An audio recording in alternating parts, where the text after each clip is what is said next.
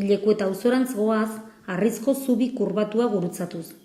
Gaur egun bi isuriko telatudun 3 etxe jarrai dauden lekuan, Altzateko jaunaren gaztelu zaharra aurkitzen zen.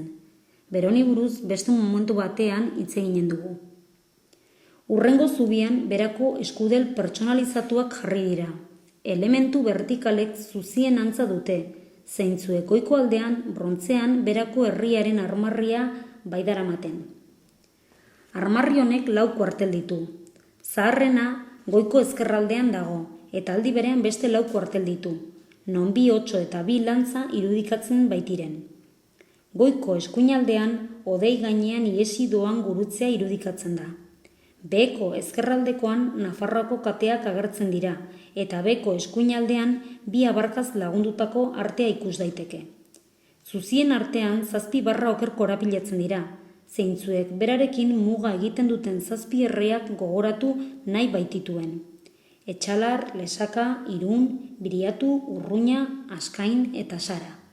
Ileku eta auzoan barrena lehenik eta beranduago Altzate kalean zehar paseatzerakoan berako etxe tipikoak ikus ditzakegu. 2, 3, 4 eta isuri bakarreko telatuekin.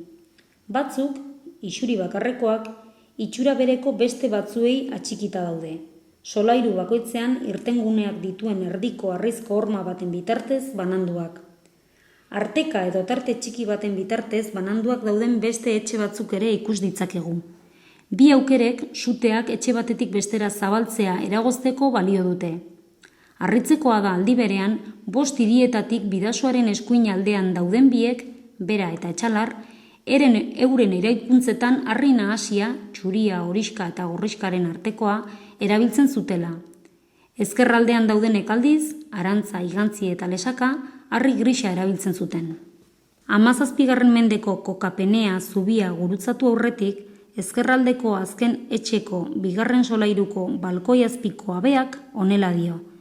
1731. La casa de Irazoki Berria hizo Juan de Perochena, agosto 25.